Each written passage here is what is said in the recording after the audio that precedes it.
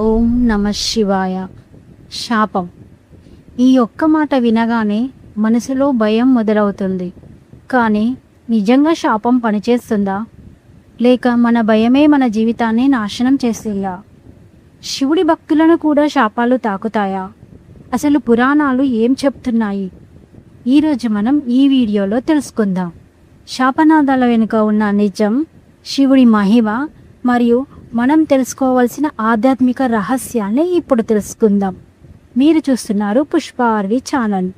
హర her Mahadev. మనిషికి ఎదురయ్యే శాపనాదాలు నిజంగా పనిచేస్తాయా? ఎవరైనా కోపంతో నీకు మంచి జరగదు, నీ జీవితం నాశనం అవుతుంది అని అంటే అది నిజంగానే మన జీవితంపై ప్రభావం చూపుతుందంటారా?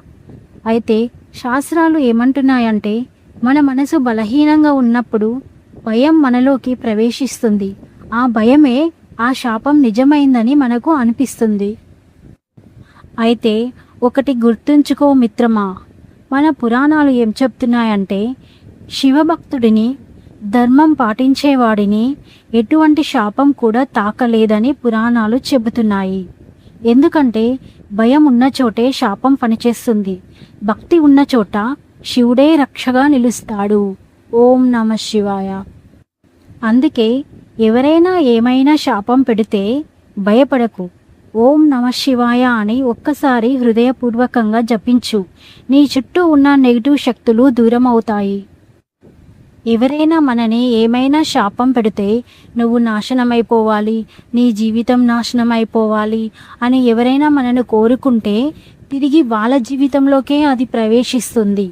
ఎందుకంటే వాళ్ళు కోరుకునేది న్యాయం కాదు కాబట్టికి. అందుకే ఎవరు శాపం పెట్టినా తిరిగి ఏమీ సమాధానం చెప్పకూడదు. ఓం నమ శివాయ అని హృదయంలో అనుకుంటే చాలు, అంతా శివుడే చూసుకుంటాడు. ఓం నమ శివాయ. హర హర మహాదేవ.